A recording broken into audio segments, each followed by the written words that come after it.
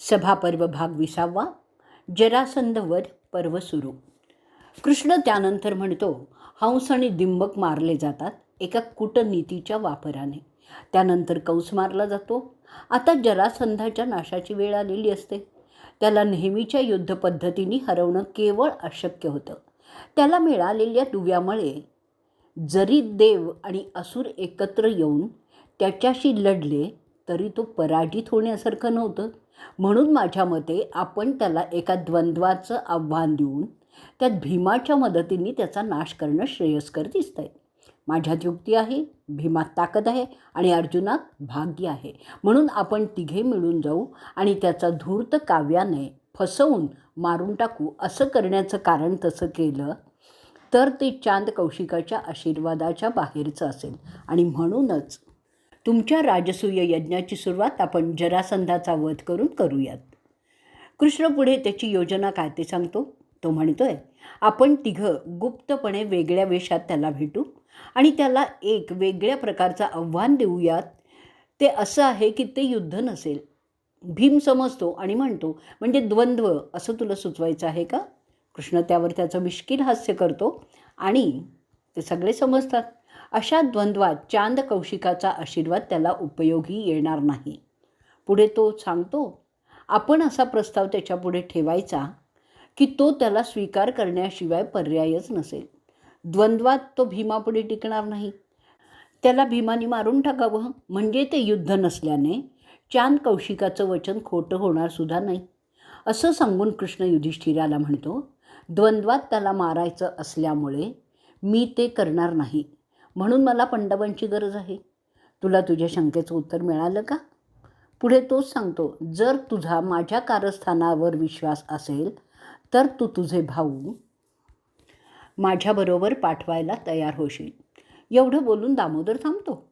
युधिष्ठिर त्याच्या भावांकडे पाहतो, पण त्याला दिसतं की ते दोघेही भलतेच आनंदात एकमेकांच्या हातावर हात मारून टाळ्या देत त्यांची खुशी दाखवत होते.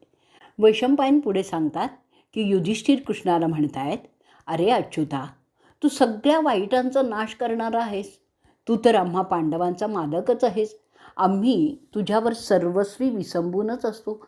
तू जे म्हणशील ते तसंच होईल. तुझ्या कारवाया फक्त कामयाब होऊ शकतात हे जाणणारा मी तुला कसं नाही रे म्हणेन. मी तर समजतो की तो नराधम जरासंध आत्ता मेल्यातच जमा झालेला आहे. मला दिसतंय की त्यांनी कैद केलेले सगळे राजे सुटलेले आहेत. कृष्णद्वैपायन आमच्या पाठीशी आहेत. त्यानंतर तो त्याच्या भावांना सांगतो, सगळं सावधगिरीने, विवेकाने आणि योजनाबद्ध असं करा. भावनांच्या आहारी जाऊन घाई करू नका. कृष्णाच्या योजने बरहुकूम सगळं तंतोतंत असं करा, म्हणजे यश आपलंच आहे. आता मला वाटतं आपलं राजसूय यज्ञ झाल्यातच जमा आहे. असं बोलून तो आपलं कृष्णाच्या कारस्थानाला असलेलं अनुमोदन व्यक्त करतो. युधिष्ठिर पुढे म्हणतोय, तो त्याच्याशिवाय जगू शकणार नाही. नैतिकता, आनंद, वैभव ह्याच्याशिवाय जगण्यात काय अर्थ आहे? पार्थ कृष्णाशिवाय असूच शकत नाही. कृष्णसुद्धा त्याच्याशिवाय अपूर्णच आहे. तसेच असं काय आहे ह्या जगात की जे हे दोघं जिंकू शकणार नाहीत?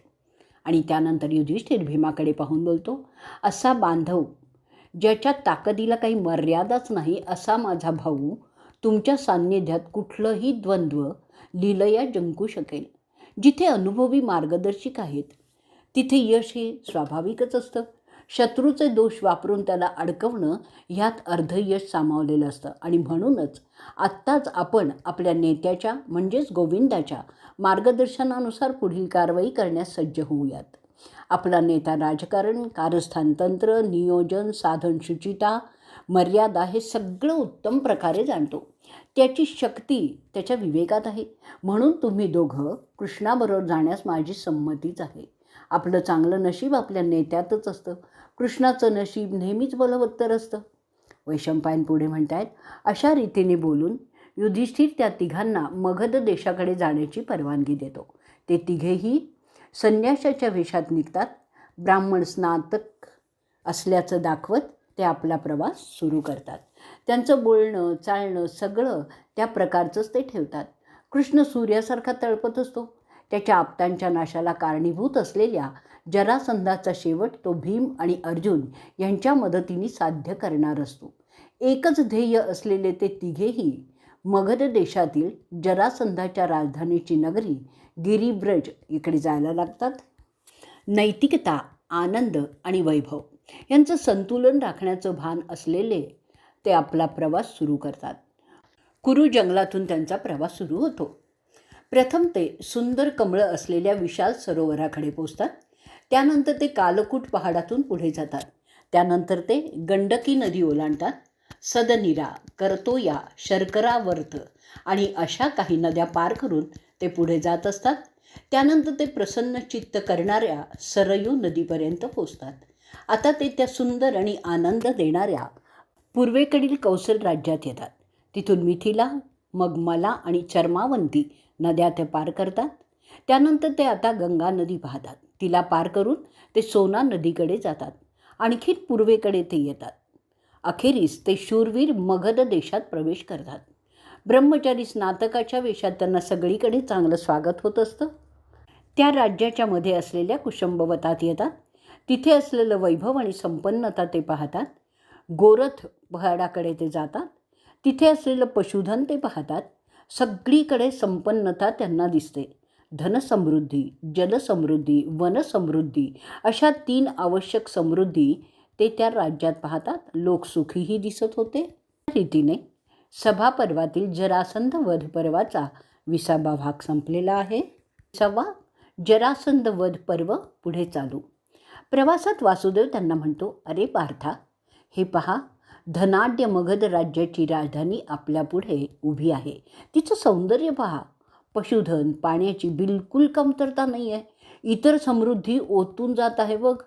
इथले वाडे, महाल, गढी, साधी सगळी घरच त्या राज्याचं वैभव दाखवत आहेत. कुठेही आपत्तीचा मागमूस नाही. गिरिब्रज नगराच्या सीमा 5 डोंगरांनी सीमित केलेल्या होत्या. त्यांची नावं वैहर, वरह, वृष्व आणि ऋषिगिरी आणि देखणा चैत्यगिरी.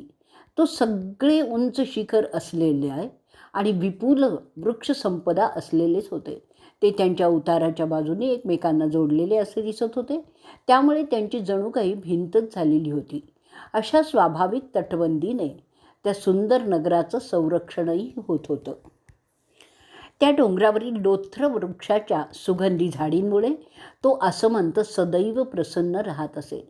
त्या लोथ्र वृक्षाच्या लांबच लांब वाढलेल्या फांद्यांनी आणि त्यावर उगवणाऱ्या सुगंधी फुलांमुळे ते वन घनदाट झालेलं आहे.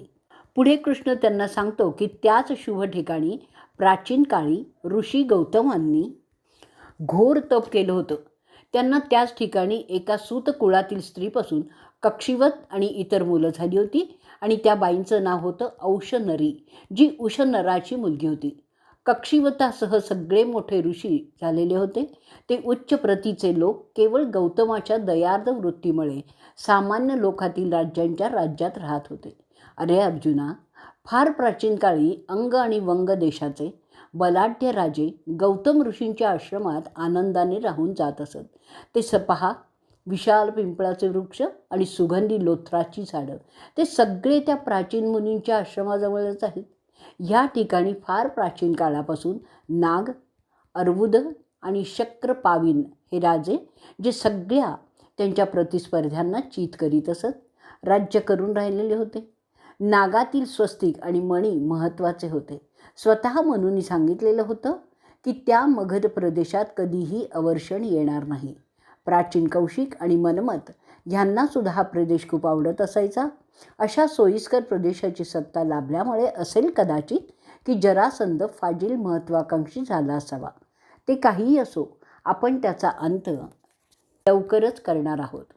वैशंपायन पुढे सांगतात, अशा रीतीने गप्पा मारीत मारीत ते तिघे शूर योद्धे त्या भागाचा फेरफटका मारत त्या प्रदेशाचं निरीक्षण करीत असतात. त्यांचा म्होरका वृष्णी वंशाचा कृष्ण आणि ते 2 पांडव आता त्या शहरात शिरतात. ते पाहतात की तिथले सगळेच चतुर्वर्णी आनंदात आणि खुशीत वावरत आहेत. तिथे सदैव सणासुदीचंच वातावरण दिसत आहे. ते खिंड दरवाजापर्यंत येतात. इतर सामान्य जनांप्रमाणे त्या दरवाजातून जाण्याच्या ऐवजी चैतक डोंगरात पोखरायला लागतात. जो डोंगर बृहद्रथ कुळातील माणसं आणि इतर नगरवासी पूजत असत. त्यामुळे ते सगळ्या मगधवासियांचं आदरस्थान होतं. त्या जागी बृहद्रथानं एका राक्षसाचा वध केला होता. तो राक्षस, ज्याचं नाव होतं ऋषभ, तो मारल्यानंतर त्याच्या चामड्यापासून 3 मोठे नगारे तयार केले होते. ते नगराच्या मध्यभागी ठेवलेले होते.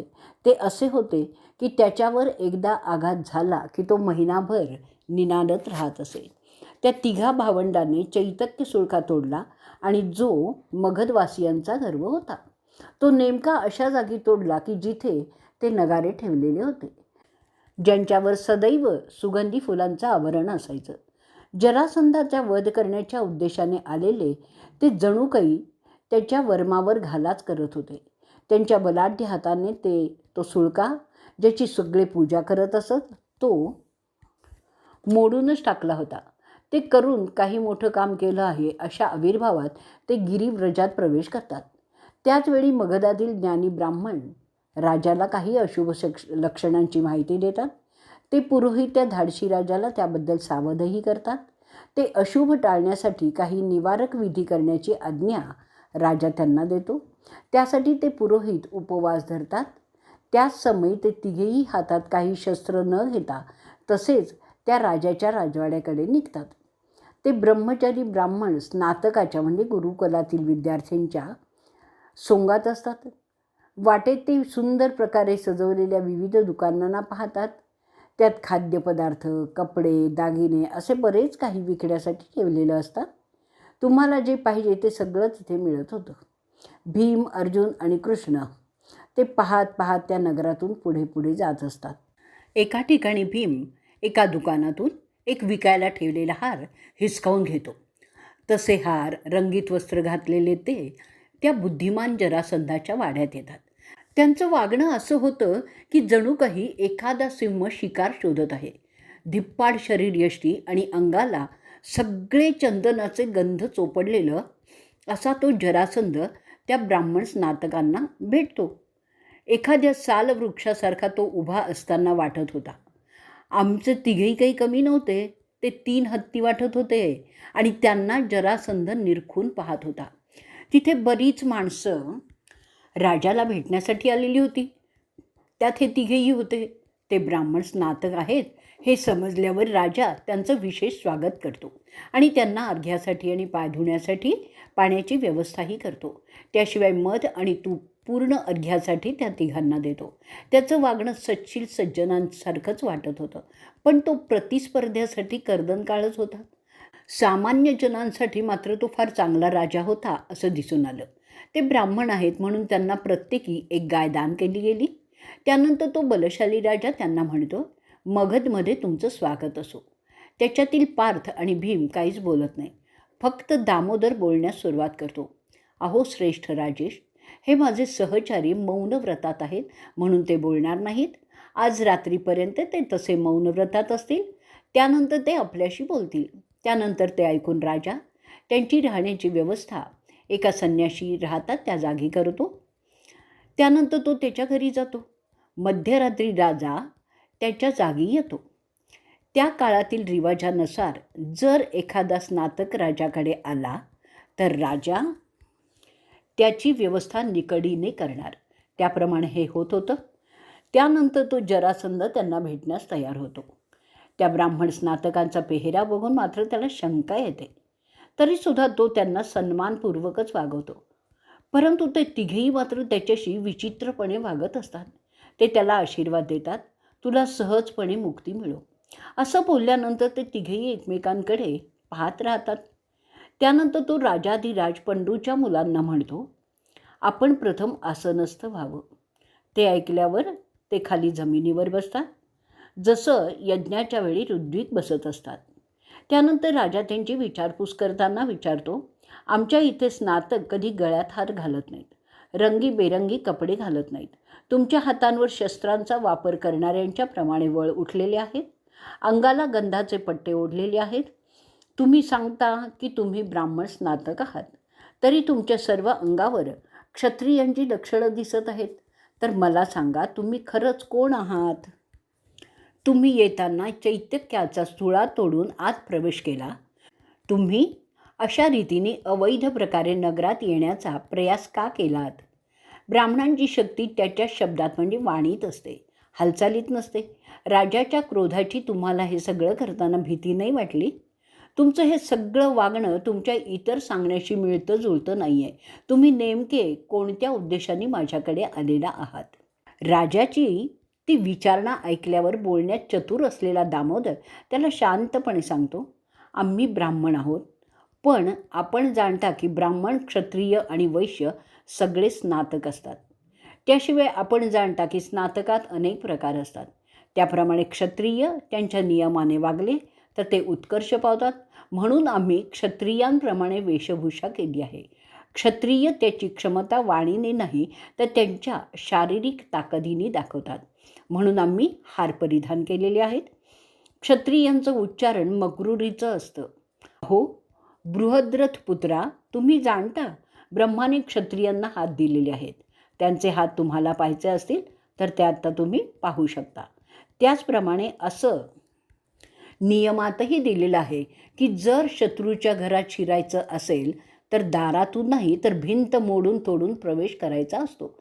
त्याप्रमाणेच असं सुद्धा सांगितलं आहे की शत्रूंनी दिलेलं स्वागत स्वीकारायचं नसतं. अशा रीतीने सभापर्वातील जरासंध वधपर्वाचा 21वा भाग इथे संपलेला आहे. सभापर्व भाग 22वा, जरासंध वधपर्व पुढे चालू. ते ऐकून जरासंध त्यांना म्हणतो, तुम्हा कोणाला मी दुखवलं असेल असं मला तरी काही आठवत नाही आहे. किंबहुना मी तुम्हाला कधी पाहिल्याचं सुद्धा मला आठवत नाही आहे. मग असा रोष का? जर मी तुम्हाला कधीही दुखवलेलं नसेल तर तुम्ही असं वागणं कितपत रास्त ठरतं?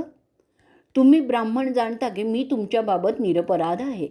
असं असताना तुमचं हे वागणं आणि हा क्रोध माझ्यावर का आहे ते सांगाल तर उचित होईल.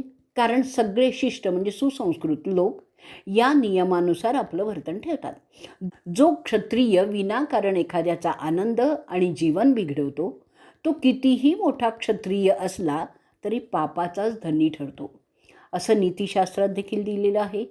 त्याचा नाश निश्चितच असतो. स्नातकांनो, मी या नियमांचं पालन काटेकोरपणे करत असतो. माझ्यावर अवलंबून असणाऱ्या प्रजाजनात मी कधीही असं काहीही केलं नाही आहे की तुम्ही असा आरोप माझ्यावर करावा. म्हणून तुमचं हे वागणं निखालस गैर आहे. ते शांतपणे ऐकल्यावर कृष्ण त्याला सांगतो, प्रत्येक राजघराण्याचा एक प्रमुख असतो जो त्या राजघराण्याची प्रतिष्ठा सांभाळत असतो. त्या अशा राजाच्या आज्ञेने आम्ही आपल्याकडे आलेलो आहोत. तू अनेक निरपराध सामान्य राजांना कैद करून ठेवलेला आहेस आणि स्वतःला तू निरपराध निष्पाप समजतो आहेस. तू जो नीतिशास्त्राचा नियम आत्ता बोलत आहेस ना त्यानुसारच तू पापाचा धनी आहेस आणि म्हणून तुझा नाशसुद्धा निश्चित आहे. कोणताही खरा नीतिमान राजा दुसऱ्या राजाशी असा कसा वागू शकतो? तुला माहीत आहे की राजा ब्रह्माचा प्रतिनिधी असतो. त्याचं काम सुराज्य सर्वत्र आणणं असं अपेक्षित असतं. हे नियम तू विसरलास का? तू त्या हरलेल्या राजांना क्रूरपणे वागवतोस ते शास्त्र संमत नाही हे तुला वेगळं सांगावं लागतंय का? तू तुझ्याच कुळाच्या राजांना पशुप्रमाणे वागवतोयस हे कोणत्या शास्त्रात सांगितलं आहे रे? तू बृहद्रथाचा पुत्र असूनही तुझ्यात त्याची सहिष्णुता अजिबात आढळत नाही आहे. तू जी ही पापकर्म करतोयस ना त्यामुळे समस्त ब्राह्मण आणि क्षत्रिय समाजांना काळिमा लागत आहे. हे कसं ग्राह्य ठरेल? माणसाचा यज्ञात वध करायचा नसतो, कारण शास्त्राप्रमाणे फक्त जीवांचा वध करायचा असतो ज्यांच्यात आत्मा नाही. परंतु अरे जरासंधा, तू जाणतोस की माणसात आत्मा असतो म्हणून तो इतर जीवांपेक्षा वेगळा समजला जातो. माणसांचा यज्ञात बळी दिला तर त्यामुळे ब्रह्माच्या कामात ढवळाढवळ केल्याचं महापाप लागतं. हे तुला माहीत नाही आहे का? जर तुला असं वाटत असेल की असा बळी दिल्यामुळे तुला मोठी सिद्धी प्राप्त होईल तर त्याबरोबर हे सुद्धा तुला समजलंच पाहिजे की ती सिद्धी अघोरी रुद्राची असते. त्यात शंकर महादेव नसतो. तर त्या सिद्धीने जरी तू पृथ्वीवर संपन्न झालास तरी पुढे तू कायम नरकातच राहणार आहेस. हे कसं तुझ्यासारख्या बुद्धिमान राजाला समजत नाही रे? तुझा मोक्ष मार्ग ह्या कल्पात संपला आहे. राजे यज्ञ करतात ते स्वर्गात जाण्यासाठी, पण तू एक असा मूर्ख राजा आम्ही पाहत आहोत जो नरकात जाण्यासाठी यज्ञ करण्याच्या तयारीत आहे. आपण जे कर्म करतो त्याची त्याबर हुकूम फळं तर आपल्याला प्राप्त होत असतात. आम्ही पाप करणाऱ्याला शासन करणं आमचं आद्य कर्तव्य समजतो, कारण जर ते त्यावेळीच थांबवलं नाही तर अनर्थ होईल. म्हणून आम्ही तुला सगळं सांगायला आलेलो आहोत की तू तुझं पापकर्मी उद्योग आता थांबव. आम्ही पुण्य संवर्धनार्थ सगळं काही करण्यास समर्थ आहोत. ही सगळी तुझी कृत्य पाहता आम्ही एकच म्हणू शकतो की हे राजा, तू मूर्ख आहेस. तुझी सारासार बुद्धी काम करत नाही आहे. म्हणून आता मी तुला सांगतो की मानवातील चांगुलपणाच्या आणि आपल्या वंशाच्या भल्यासाठी आम्ही तुला यमाकडे पाठवण्यासाठी इथे आलेलो आहोत. मानवांचा वध केवळ स्वतःच्या छोट्या मतलबासाठी करणाऱ्या राजाला पृथ्वीवर राहण्याचं कारण नाही. तू असं समजतोयस की पृथ्वीवर तुझ्या ताकदीचा कोणीही नाही, परंतु हे राजा, हा तुझा एक गैरसमज आहे. तुझी ताकद म्हणून तू जी शक्ती सांगतोस ना, ती खरं तर तुझ्या सैन्याची, तुझ्या मंत्र्यांची, तुझ्या अमात्यांची आणि मगध जनतेची आहे. त्यात तुझा स्वतःचा अंश कणमात्र आहे, परंतु तू तिलासुद्धा तुझी ताकद समजण्याचा मूर्खपणा सदैव करत असतोस. आज वेळ आलेली आहे तुझ्या स्वतःच्या शक्तीची ताकद आजमावण्याची, असंच तू समज. राजा युद्ध जिंकतो ते त्याच्या सैन्याच्या जोरावर, सेनापतींच्या क्षमतेमुळे, साधन सामुग्रीमुळे.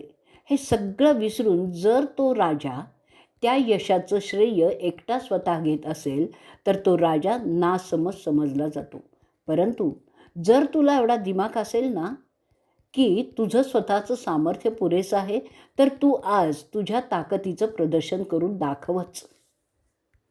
काय राजा, तुझ्यात असं आव्हान घेण्याची हिंमत आहे? वेदांचा अभ्यास, तपश्चर्या, गुण, प्रसिद्धी आणि युद्धात मरण हे त्या राजाला स्वर्गाचा मार्ग मोकळा करतात. सत्यासाठी लढण्यासाठी येणारा मृत्यू त्यापैकी स्वर्गात नेण्यास खात्रीचा समजला जातो. इतर तीन कदाचित त्याला स्वर्गात नेण्यास असमर्थ असू शकतात. म्हणून सगळेच राजे सत्यासाठी होणाऱ्या युद्धातील मृत्यू सर्वश्रेष्ठ समजतात. इंद्र असा 100 वेळा लढण्यात मरून ते 100 यज्ञ संपन्न केले, म्हणून तो शक्र इंद्रपदाला पोचला. त्यानंतर असुरांचं पारिपत्य करून तो विश्वाचा नरेश ठरला. तुझ्याशी लढून जर मृत्यू प्राप्त झाला तर ते खचितच भूषणावहच होईल. म्हणून आम्ही तुला आव्हान देण्यासाठी आलेलो आहोत. एकतर तू जिंकून आम्हाला मारून जिंकून दाखव, नाहीतर आम्ही तुला मारून जगातील पाप कमी करून दाखवतो. जर तू आम्हाला मारलंस तर तुझं स्वर्गारोहण निश्चित होईल. त्यासाठी त्या निरपराध राजांचा बळी देण्याची आवश्यकता राहणार नाही. तू इतरांना फालतू समजतोस ते काही बरोबर नाही आहे. तुझ्यात जर खात्री असेल तर ते हे आव्हान स्वीकारशील. आम्ही तुला खाजगीत हे आव्हान देत आहोत, कारण तुझी इज्जत तुझ्या लोकात राहावी अशी आमची इच्छा आहे. जे ठरेल ते सगळं आपल्यातच ठरेल. आम्ही सांगतो की आम्ही तुला तुल्यबळ आहोत, तरी तू द्वंद्वास तयार हो. तू विसरलास की ते महान योद्धे दवंधर, कार्तवीर्य, उत्तर, बृहद्रथ हे सगळे खोट्या मस्तीमुळे अखेरीस बरबाद झाले होते. तसं तुझं होऊ नये असं जर तुला वाटत असेल तर एकतर त्या निरपराध राजांची मुक्तता करशील, नाहीतर आमच्याशी द्वंद्व करशील. आता तुला आमची खरी ओळख सांगतो. मी ऋषिकेश, ज्याला कधी सौरी असं सुद्धा बोलतात. हे माझे आत्तेभाऊ म्हणजे पंडूराजाचे पुत्र. हा भीम आणि हा अर्जुन असे कुलीन क्षत्रिय आहोत. आम्ही ब्राह्मणांचं सोंग घेतलं कारण तुझी इज्जत तुझ्या लोकात संपू नये. ते ऐकल्यानंतर जरासंध त्यांना सांगतो, मी कधीही लढल्याशिवाय कोणालाही न हरवता कैद करत नाही. म्हणून आत्ताच तुम्हाला कैद करू शकतो, पण ते तसं मी करणार नाही. कारण जर मी तसं केलं तर मी मला माफ करू शकणार नाही. माझ्या अभिमानाला ठेच मी स्वतः कधीही मारणार नाही, कारण तसं करणं खऱ्या क्षत्रियाला शोभणारं ठरत नाही. माझी जी न्यायाची संकल्पना आहे त्याचा मी तुम्हाला फायदा देत आहे. प्रथम तुम्हाला तुमच्या द्वंद्वात हरवीन आणि नंतर पहा मी तुमचं काय करतोय ते. तुझं मी ऐकलं, आता तुम्ही माझं ऐका. असं बोलून तो क्षत्रिय राजा जरासंध कृष्णाला सांगतो, माझ्या अभ्यासाप्रमाणे क्षत्रियांचं कार्य प्रतिस्पर्ध्यांना हरवून त्याद्वारा आपलं श्रेष्ठत्व सिद्ध करण्यासाठी त्यांना कैद करून ठेवणं असं आहे. त्या हरलेल्यांना गुलाम करून ठेवावं. त्यांना मी यज्ञात बळी देण्यासाठी इतके दिवस ठेवलेलं आहे. ते असेच केवळ तू सांगतोस म्हणून मी सोडणार नाही. त्यासाठी मी माझ्या सैन्याची आणि आणखीन कोणा एकाची किंवा अथवा दोघांची किंवा तिघांची मदत न घेता तुझं द्वंद्वाचं आव्हान स्वीकारण्यास तयार आहे. पण लक्षात ठेवा, जर तुम्ही कोणीही एक किंवा दोघं किंवा तिघंही हरलात तर तुम्हाला सुद्धा त्या राजांप्रमाणे मी कैदेतच ठेवीन. हे सगळे क्षत्रिय कर्तव्याचा भाग आहे असं आपण समजू. मी समजतो तुम्हाला ही अट मान्य आहे. वैशंपायनंतर सांगतायत, असं बोलून तो मानी राजा त्याच्या राजपुत्रास म्हणजे सहदेवाला बोलवतो, त्याला राजगादीवर बसवतो. त्या द्वंद्वाचा मुहूर्त ठरतो कार्तिक शुक्ल प्रतिपदेचा. जरासंधाला त्याच्या 2 साथीदारांची आठवण येते, कौशिक आणि चित्रसेन, ज्यांना हंस आणि दिम्मक म्हणून इतर ओळखत होते.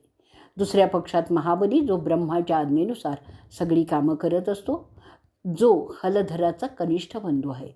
तो जरी हे घडवत असला तरी तो त्या द्वंद्वात तो नाही आहे.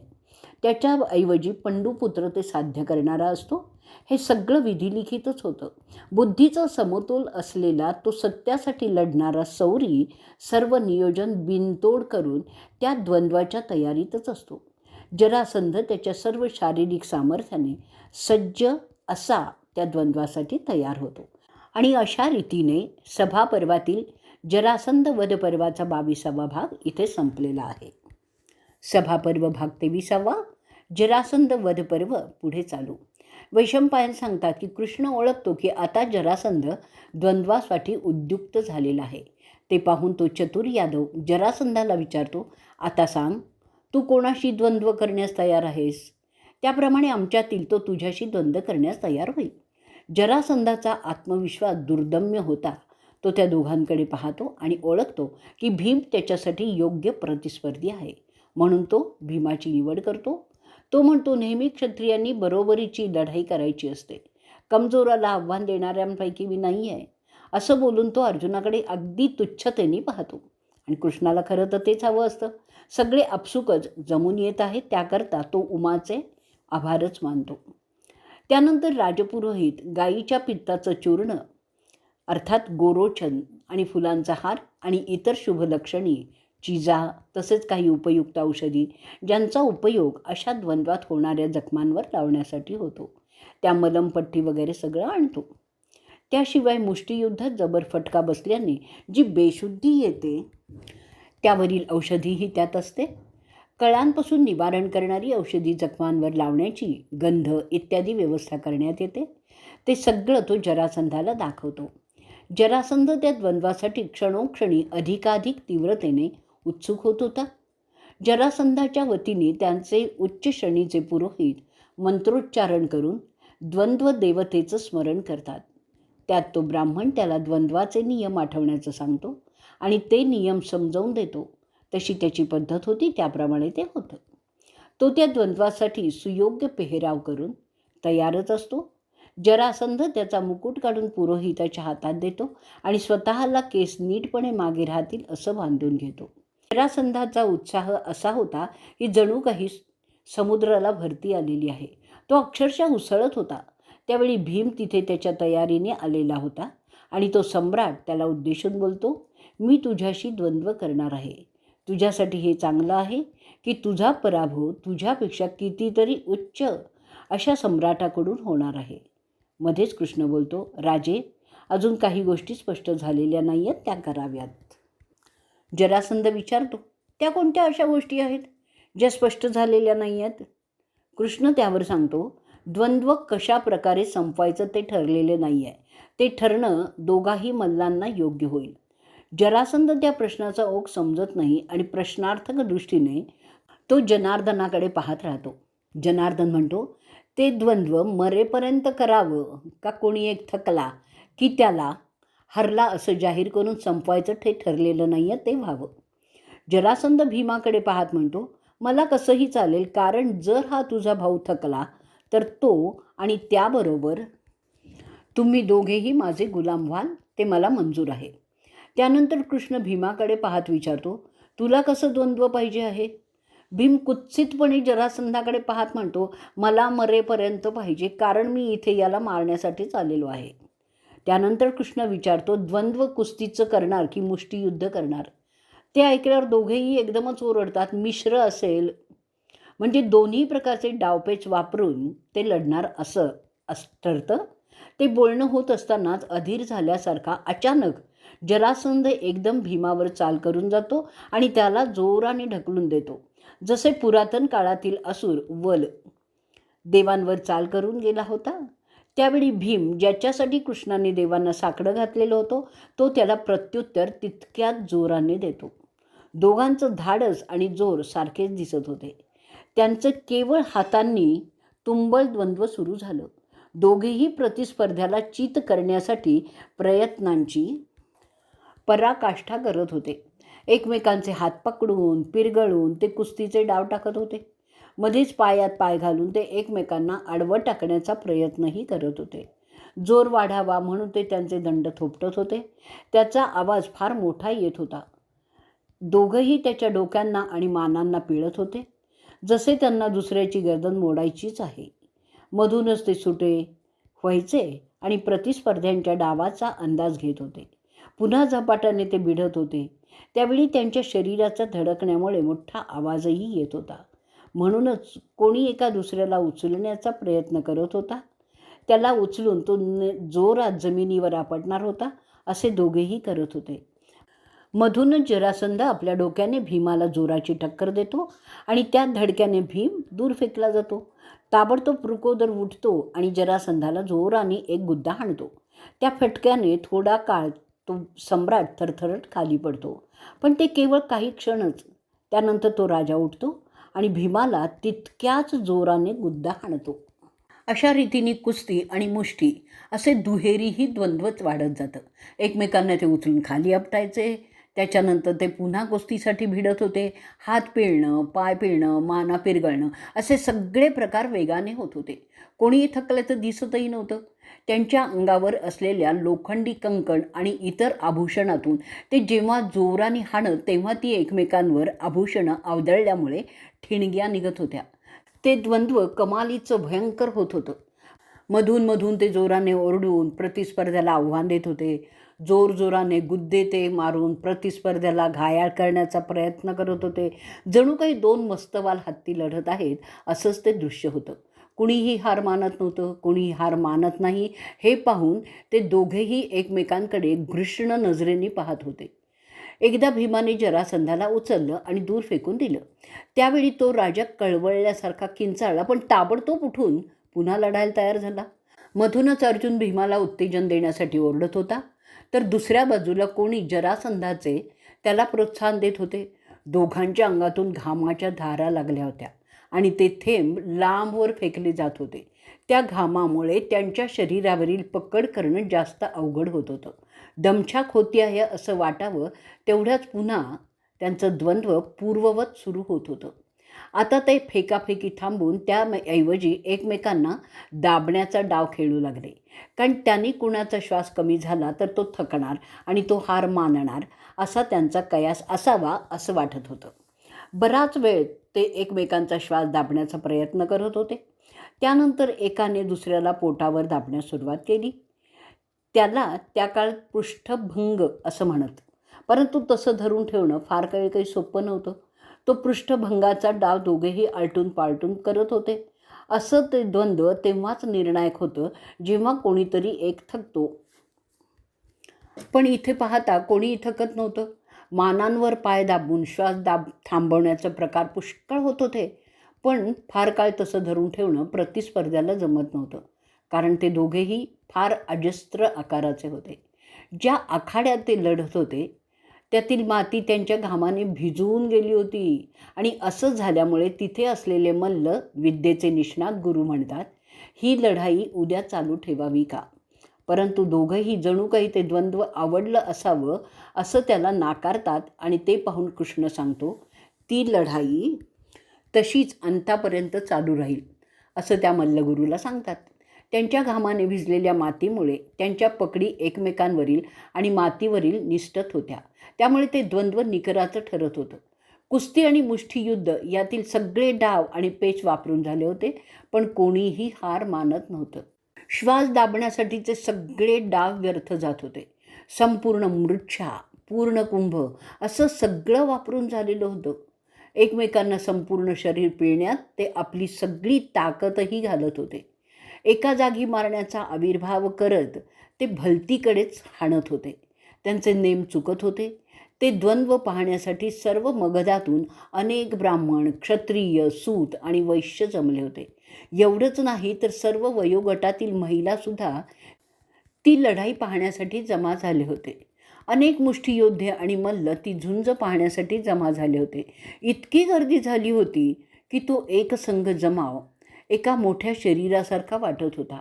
अनेक मल्ल टाळ्या वाजवून आपल्या राजाला प्रोत्साहन देत होते. जरासंधाने काही डाव टाकला की त्यात भीम पडला की एकच गदारोळ उठत असे. पण ताबडतोब भीम असा काही त्याला उचलून दूर फेकत असे की प्रोत्साहन देणारे थांबत होते. ते त्यांचा राजा जिंकावा असं त्याद्वारा दाखवत होते आणि ते अपेक्षितही होतं. ती लढाई क्षणाचाही विश्राम न घेत होत होती. कोणी एक थोडा तरी थकेल असे लोक अपेक्षा करत होते, परंतु ते काही होत नव्हतं. प्रतिस्पर्धी जराशी चूक करील अशा अपेक्षेने दुसरा पाहत असतो, पण ते दोघंही त्यांच्या कलेत बहुतेक समसमान ठरत होते. ती झुंज जरासंधाला एक वेगळा आनंद देत होती, कारण आजवर त्याला अशी स्पर्धा कधीही अनुभवायला आलेली नव्हती. तो सच्चा लढवय्या होता, म्हणून तो भीमाचं कौतुक करत होता. त्यातसुद्धा जरासंधाचा अहंकार होता. दुसऱ्या बाजूला भीम केवळ जिंकण्यासाठी लढाई करत होता. त्याला जरासंधाचं कौतुक करण्यात रसच नव्हता. जेव्हा त्या जमावाने भीमाला सुद्धा प्रोत्साहन देण्यास सुरुवात केली, तेव्हा ते जरासंधाला आवडलं आणि तो त्या प्रोत्साहनाचं टाळ्या वाजवून कौतुक करत होता. हे असं झालं जसं वृत्र आणि वसव लढताना एकमेकांचे कौतुक करत असत. आता ती अक्षरशः मिश्र लढाई झाली होती, ज्याच्यासाठी नियम नव्हते. केवळ एकमेकांना आपडणं, तुडवणं, फेकून देणं, पिळणं, गुद्दे हाणणं असं होत होतं. कोणीही जरासुद्धा थांबत नव्हतं. पाहणाऱ्यांना पाहण्याचा कंटाळा आला, पण ते योद्धे थांबायला काही तयार नव्हते. त्यांचे हात गदेसारखे आणि पाय मुसळासारखे ते वापरत होते. दोघेही जबर मार खाऊन राहिले होते, पण कोणीही औषध लावून घेण्यासाठी सुद्धा थांबला नाही. तिथे असलेले वैद्य ते पाहून म्हणाले, अशी तुल्यबळ कुस्ती आधी कधीही झाली नाही. ती लढाई कार्तिक महिन्याच्या शुक्ल प्रतिपदेला सुरू झाली होती. ते महान योद्धे न थकता, न खाता, न पिता, विश्रांती न घेता सतत लढत होते. ते युद्ध कार्तिक शुक्ल त्रयोदशीपर्यंत लढत होते. अखेरीस चतुर्दशीच्या रात्री जरासंध थोडासा थकल्यासारखा वाटायला लागला. कृष्ण ते युद्ध डोळ्यात तेल घालून पाहत होता. त्याच्या लक्षात येतंय की जरासंध थकत आहे. ते तो अर्जुनाच्या निदर्शनात आणून देतो आणि मग भीमाला सांगतो, आता त्याला उसंत देऊ नकोस, हीच वेळ आहे त्याला मारण्याची. कृष्ण आता भीमाला सांगतोय, अरे कुंतीपुत्रा, शत्रूला असं दाबलं की तो मरेल एवढीच ताकद वापर, जी तुझा शत्रूला झेपेल.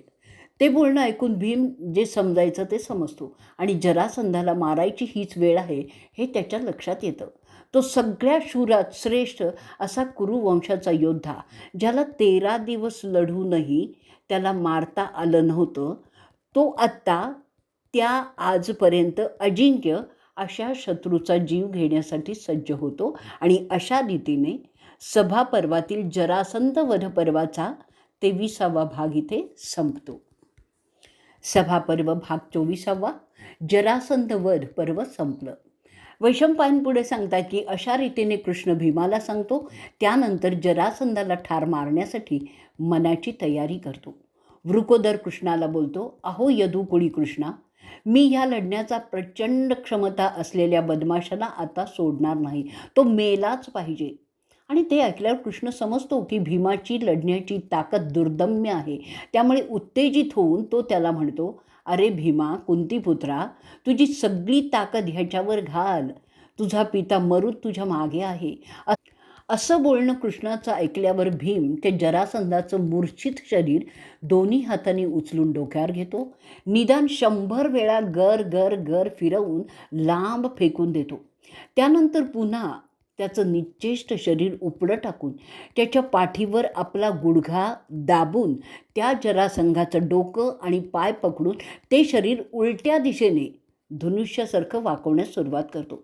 त्यामुळे जरासंधाचे 2 आडवे तुकडे होतात आणि ते केल्यानंतर मोठ्या जोमाने भीम सिंहासारखी गर्जना करतो की तो जिंकला. ती त्याची गर्जना आणि जरासंधाची किंकाळी एकमेकात मिसळून गेलेली असतात. ते पाहणाऱ्या मगधवासियांनी मोठ्यांदा टाहो फोडला. ते सुद्धा सगळे ऐकतात. त्यामुळे अनेक लोकांचं बोलणं बंद झालं, तर बऱ्याच बायकांचे गर्भही पडले, तर काहींनी बालकांना पूर्वकाळी जन्म दिले. सगळे घाबरलेले दिसत होते. एका वेगळ्या प्रकारच्या भीतीने सगळी चिंताक्रांत झाले होते. मगधवासी समजू लागले की साक्षात हिमालय कोसळलेला आहे. सगळे प्रजाजन सावकाशपणे त्या जागेतून बाहेर पडून आपापल्या निवासस्थानी दुःखी अंतःकरणाने जाऊ लागले. जरासंधाचं कलेवर राजवाड्याच्या बाहेर पडलेलं होतं. जणू काही ते तिथे शांत निद्राच घेत आहे. त्याचा तो निश्चेष्ट देह तसाच पडलेला होता. भीम आणि कृष्ण आपला आनंद व्यक्त करत असताना एक विलक्षण गोष्ट घडते. जरासंधाच्या शरीराचे ते 2 तुकडे एकत्र यायला लागतात. जणू काही कोणी अज्ञात शक्ती त्यांना एकत्र आणत आहे आणि पाहता पाहता ते मिळून जरासंध पुन्हा जागा होतो. त्यावेळी भीम बेसावतपणे त्याच्याकडे पाठ करून कृष्णाशी बोलत असतो. ते अर्जुन पाहतो आणि मोठ्यांदा ओरडून वृकोदराला सावध करण्याचा प्रयत्न करणार, एवढ्यात तो पुन्हा उठलेला जरासंध भीमावर मोठ्यांदा फटका मारतो. भीम कोसळतो. सगळंच अनपेक्षित होतं. मेलेला जरासंध पुन्हा जिवंत होतो हे समजण्याआधीच तो भीमावर तुटून पडतो आणि पुन्हा द्वंद्व सुरू होतं. पण मधल्या काळात भीमाला बऱ्यापैकी विश्रांती मिळालेली असल्यामुळे तो सुद्धा पुन्हा द्वंद्वाला तयार होतो. कृष्णाला प्रश्न पडतो, असं झालं कसं? परत जात असलेले मगधवासी ते समजल्यावर मागे फिरतात, ते पाहण्यासाठीच. सर्वजण अचंबित होऊन काही समजण्याच्या पलीकडील घटना असल्यामुळे गोंधळल्यासारखे झालेले असतात. द्वंद्व पुन्हा जोराने आणि नवीन त्वेषाने सुरू होतं. आता लढणारा जरासंध काही वेगळा असावा असा संशय कृष्णाला येतो, पण त्यात विचार करण्यासाठी उसंतच नव्हती. एका ठिकाणी युद्ध चालू आहे, दुसऱ्या ठिकाणी कृष्णाच्या विचारविश्वात त्याचं उत्तर शोधण्याचं काम सुरू होतं. बराच वेळ स्मरणशक्तीला उजळा दिल्यावर त्याला आठवतं त्या जरा राक्षसणीने दिलेला वर. त्या वरात तिने बृहद्रथाला सांगितलेलं असतं की जर त्या बालकाचे 2 तुकडे उभे झाले तरच तो मरेल, एरवी नाही. भीमाने जरासंधाला आडवं तोडलं होतं म्हणून तो पुन्हा उठला. कृष्णाला काय चूक झाली ते आत्ता समजलं. जरासंध सामान्य माणूस नव्हता, तो एका राक्षसिणीचा वरदहस्त होता, म्हणून त्याला त्याप्रमाणे मारावं लागेल, एरवी तो कधीच मरणार नाही. हे कृष्ण आता समजून चुकला. त्यांनी ते अर्जुनाला सांगितलं, पण आता ते भीमाला सांगायची गरज होती. त्यासाठी पुन्हा एकदा जरासंध तसा खाली पडला पाहिजे. त्याची वाट पाहत अधीरपणे ते दोघंही ती झुंज पाहत राहतात. भीम जरासंधाला मारत असतो आणि तो समजतो की त्या जरासंधात पूर्वीचा जोम नव्हता, पण तो हरतही नव्हता. तोच प्रश्न होता. त्याचा प्रतिकार जरी पूर्वीसारखा नव्हता तरी होता. त्यामुळे भीमाला समजत नव्हतं आता काय करावं. अखेरीज एकदाचा जरासंध पुन्हा निश्चित पडतो. तेव्हा कृष्ण भीमाजवळ जाऊन काय कारण आहे ते सांगतो. त्याबरोबर भीम जरासंधाच्या एका पायावर आपलं पाऊल दाबून ठेवतो आणि दुसरा पाय जोराने वर खेचतो, असं की त्याच्या गोदाजवळील शिवण फाटेल. त्याप्रमाणे ते होतं आणि त्या सरशी जरासंधाचे उभे 2 तुकडे होतात. भीम त्वेषाने ते 2 तुकडे एकमेकांपासून लांब असे फेकतो की जरासंध उभा चिरला गेला असल्यामुळे पुन्हा तो संजीवित होत नाही. त्याचे ते तुकडे मेल्याची कृष्ण खात्री करून घेतो आणि नंतरच सुटकेचा श्वास घेतो. सगळ्या मगध देशाला एव्हाना समजतं की जरासंधाचा वध कृष्णाने पंडुपुत्रांच्या मदतीने केलेला आहे. जरासंधाचा मुलगा आणि आत्ता मगधच्या गादीचा वारस सहदेव त्या तिघांना अभिवादन करतो आणि जरासंधाच्याच रथातून त्यांची मिरवणूक निघते. कृष्णाच्या आदेशांचं पालन होतं आणि ते कैदेत धरून ठेवलेले सगळे राजे आणि त्यांचे सैनिक मुक्त होतात. आपल्या आप्तांची सुटका केल्यामुळे कृष्णाचं सर्वत्र कौतुकच होत असतं. जरासंधाच्या कठोर कैदवासातून सुटका झालेले ते राजे त्यांची अलोट संपत्ती कृष्णावर उधळतात. अशा रीतीने सर्वस्वी मुक्त झालेले ते राजे आणि कृष्ण पुन्हा गिरिव्रजाकडे त्यांच्या रथातून येतात.